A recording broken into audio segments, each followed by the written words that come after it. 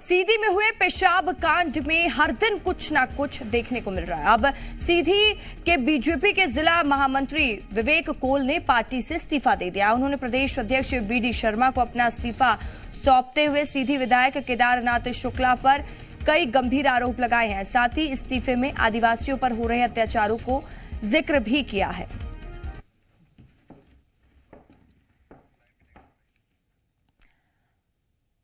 तो हम आपको बता दें कि सीधी पेशाब कांड जैसे ही वीडियो वायरल होता उसके बाद लगातार इसमें सियासत देखने को मिली। हर दिन एक नया ट्विस्ट देखने को मिला। सरकार पर कई तरह के सवाल इस मामले ने खड़े कर दिए और अब बीजेपी के जिला अध्यक्ष ने इस्तीफा दे दिया है। सीधी के जिला महामंत्री रहे हैं, ये माफ कीजिएगा, जिला महामंत्री विवेक कोल ने पार्टी से इस्तीफा दे दिया है और उन्होंने प्रदेश अध्यक्ष वीडी शर्मा को अपना इस्तीफा सौंपा है। सीधी विधायक केदारनाथ शुक्ला पर कई गंभीर आरोप लगाए गए हैं और विवेक कोल ने अपने इस्तीफे में लिखा है कि आदिवासियों के अपमान से वो आहत हैं, इसलिए वो इस्तीफा दे रहे हैं। तो अब बीजेपी की मुश्किलें और बढ़ती हुई दिखाई दे रही हैं क्योंकि सरकार पर पहले से ही सवाल खड़े हो रहे थे। कानून व्यवस्था पहले से ही कटघरे में खड़ी हुई थी। अब इसके बाद वहां के जिला महामंत्री विवेक कोल ने भी पार्टी से इस्तीफा दे दिया है, ये कहकर कि आदिवासियों का अपमान हो रहा है जिससे वो आहत हैं, इसलिए वो पार्टी छोड़ना चाहते हैं।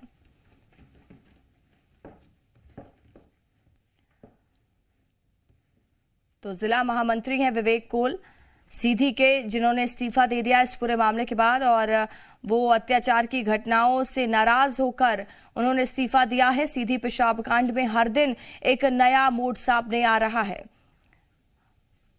और अब बीजेपी को एक बड़ा झटका लगा है।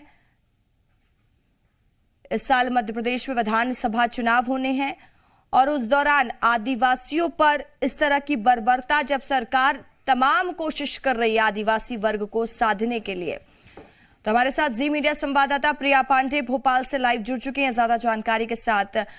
प्रिया, हमने देखा कि लगातार जिस दिन से सीधी पेशाब कांड का मामला सामने आया, हर दिन एक नया एंगल, एक नई मोड़, एक नई राजनीति देखने को मिली। अब बीजेपी को भी झटका लग गया है। महामंत्री, जिला महामंत्री विवेक कोल ने जिस तरीके से पार्टी से इस्तीफा दिया है, तो बीजेपी के लिए बड़ा झटका माना जा सकता है इसको।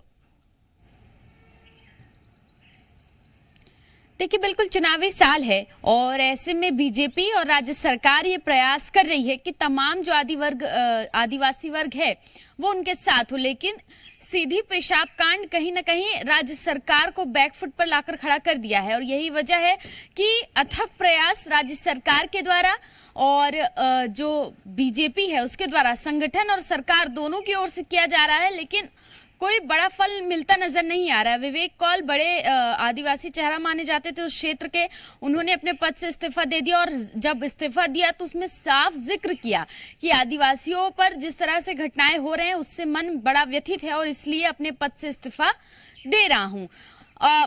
मुख्यमंत्री शिवराज सिंह चौहान ने जो सीधी कांड हुआ रसिका, उसके बाद दशमत रावत को अपने घर बुलाया, उनके पैर पखारे, पैर धोए और कहा कि अब इस तरह की घटनाएं मध्य प्रदेश में नहीं होंगी, आदिवासियों पर कोई अत्याचार नहीं होगा क्योंकि मध्य प्रदेश की सरकार उनके साथ है। इसके बावजूद लगातार ऐसी घटनाएं निकलकर सामने आ रही हैं।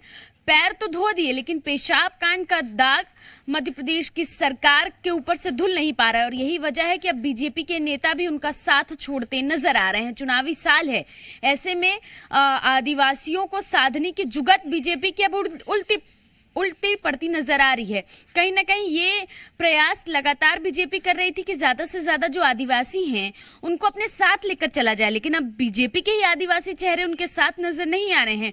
बहरहाल ये जरूर देखना होगा कि आगे क्या कुछ प्रयास बीजेपी के द्वारा किए जाते हैं क्योंकि आदिवासियों पर अत्याचार के जो वीडियोस हैं वो लगातार वायरल हो रहे हैं, लगातार अलग अलग वो ऑडियोज भी आ रहे हैं और बीजेपी के नेता का उनमें इन्वॉल्व होना भी नजर आ रहा है। अब ऐसे में राज्य सरकार क्या प्रयास करती है, क्या वो जो दावे कर रही है कि मध्य प्रदेश में बीजेपी की सरकार रहते हुए आदिवासियों पर अत्याचार नहीं हो सकते, वो केवल दावे तक सीमित है या कोई असल में एक्शन देखने को मिलेगा।